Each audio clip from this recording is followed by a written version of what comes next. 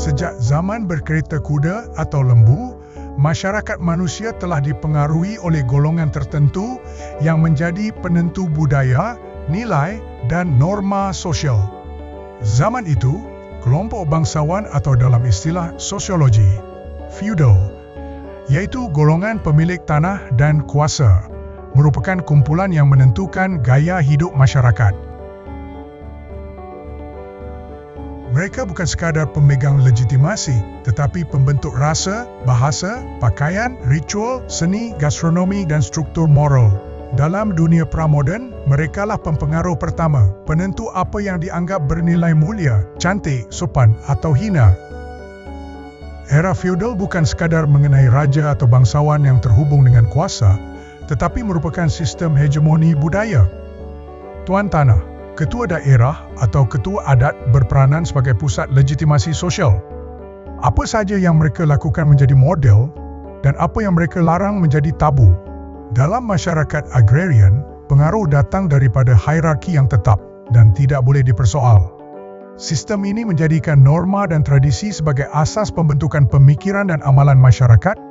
Rakyat hidup dalam struktur yang dipandu oleh autoriti yang dipaksakan secara kolektif. Seiring dengan perkembangan literasi pendidikan, migrasi, penjajahan dan kemunculan media cetak, struktur feodal mula retak. Kuasa pempengaruh beralih kepada agamawan dan ahli politik. Mereka membawa legitimasi kuasa baru yang berasaskan moral, wacana dan ideologi, bukan lagi dalam bentuk warisan keturunan. Di era ini, masyarakat mula terbelah mengikut dua jalur legitimasi. Seruan agama yang menawarkan makna hidup, identiti dan keselamatan rohani, dan janji politik yang menawarkan pembangunan, kebajikan dan status sosial. Sejak itu, naratif agama dan politik menjadi pempengaruh utama pembentukan budaya dan pemikiran masyarakat, khususnya di dunia pasca kolonial seperti Malaysia. Fenomena ini mencerminkan teori Antonio Gramsci mengenai hegemoni budaya, di mana kelas penguasa membentuk pandangan dan nilai masyarakat melalui legitimasi moral dan ideologi, bukan semata-mata kekuasaan politik atau ekonomi. Walaupun pempengaruh agama dan politik kadangkala menimbulkan polarisasi, mereka juga berperanan dalam pembentukan identiti nasional dan sosial. Ceramah, tulisan, dan kempen politik membawa masyarakat memahami isu moral, masalah sosial, dan jurang ekonomi secara lebih kolektif. Dalam konteks ini, pengaruh mereka bukan sekadar dominasi, tetapi juga pendidikan dan pembinaan norma sosial. Dalam konteks Malaysia, ketika memasuki era 1980-1990-an, televisyen, radio dan majalah berkembang menjadi industri besar. Maka, muncul kelas pempengaruh yang baharu, iaitu artis sebagai pempengaruh budaya pop. Pengaruh mereka tidak lagi berasaskan legitimasi spiritual atau kuasa politik, tetapi datang daripada estetika, populariti dan ekonomi berasaskan seni. Fenomena ini mengubah gaya hidup anak muda, mempopularkan citrasa fashion, muzik, filem dan seni visual.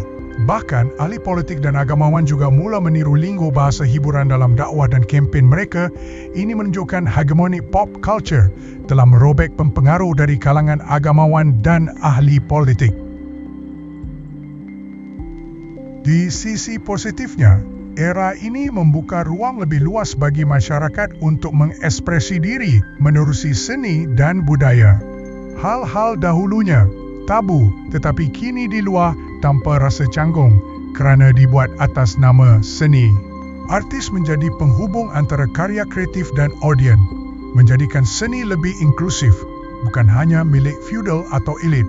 Selain hiburan, ini juga memberi impak kepada perkembangan budaya menjadi industri kreatif. Teater, muzik pop, fashion dan media cetak berkembang lebih pesat kerana masyarakat sudah mula mencari model baru dalam kehidupan seharian. Namun, pengaruh artis juga membawa cabaran.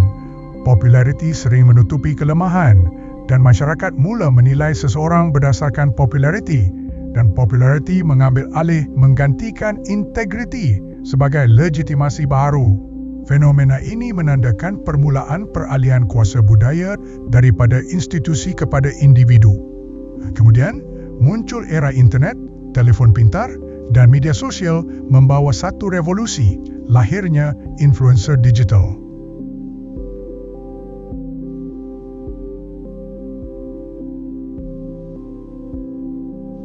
Berbeza dengan era terdahulu, influencer digital datang dari pelbagai latar, sama ada artis, agamawan, profesional, ahli politik, ahli sukan, bahkan orang biasa yang mempunyai cerita untuk dikongsi boleh menjadi pempengaruh influencer.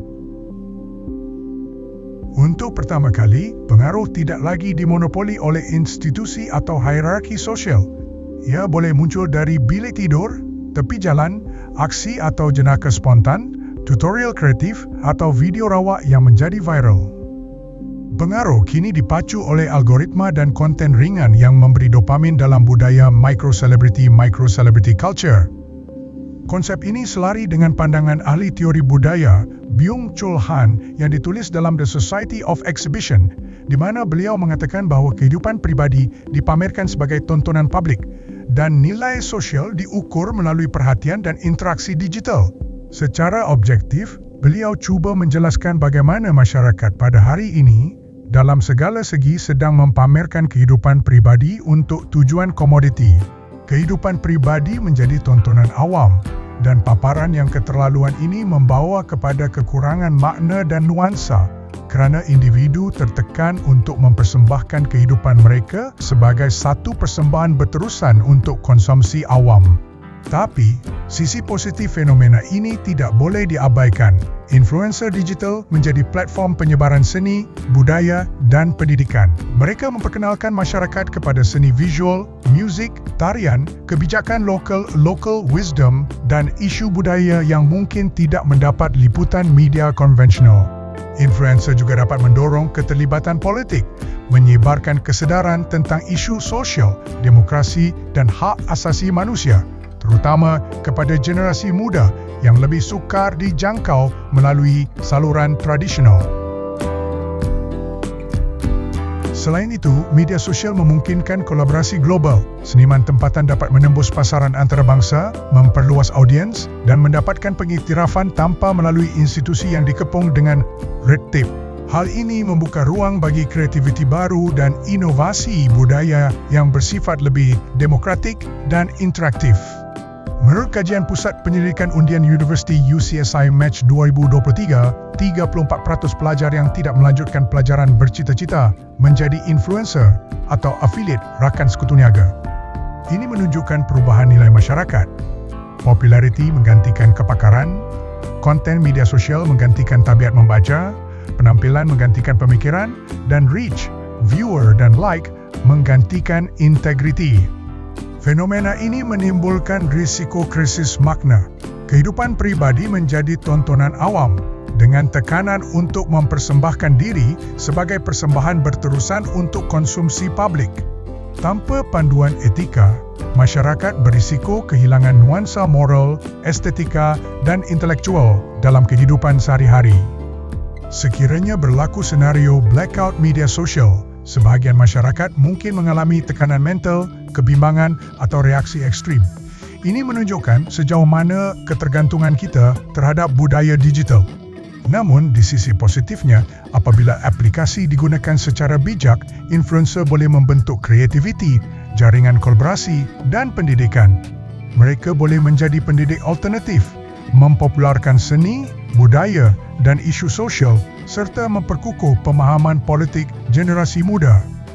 Influencer bukan hanya hiburan, mereka juga boleh menjadi agen transformasi sosial yang mempermudah akses pengetahuan dan budaya, mengurangkan jurang antara elit dan rakyat biasa.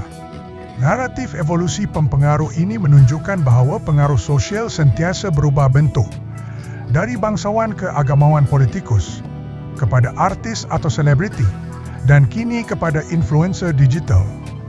Di sini kita sudah dapat melihat dengan terang bahawa setiap era membawa peralihan sumber legitimasi sosial.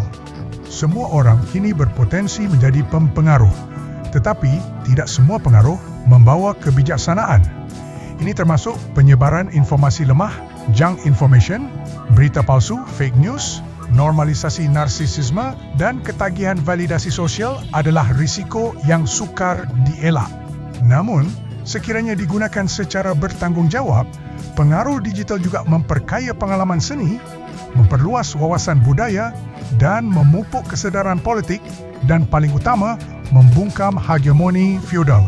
Persoalannya bukan hanya tentang bahaya media sosial, tetapi bagaimana masyarakat mampu menyeimbangkan kreativiti, pendidikan dan kebijaksanaan dengan keperluan untuk berinteraksi dalam dunia digital. Dalam konteks ini, influencer boleh menjadi peluang dan cabaran sekaligus. Mereka memudahkan akses kepada informasi, budaya dan pendidikan, tetapi juga menuntut masyarakat agar bijak menapis dan menilai makna di sebalik tontonan dan paparan yang berterusan.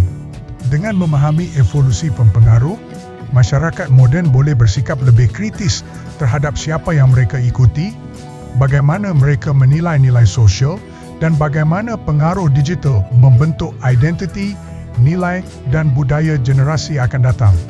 Era ini adalah fasa kritikal dalam pembentukan masyarakat moden, sebuah cabaran dan peluang untuk membentuk keseimbangan antara tuntutan realiti dan legitimasi moral. Samada kita mau bertindak bijak atau kita memilih untuk menonton kehidupan kita yang berpura-pura di media sosial. Kepada rakan-rakan yang mengikuti channel ini, sekiranya pandangan saya ini memberi manfaat, jemput untuk terus ikuti saya di sini.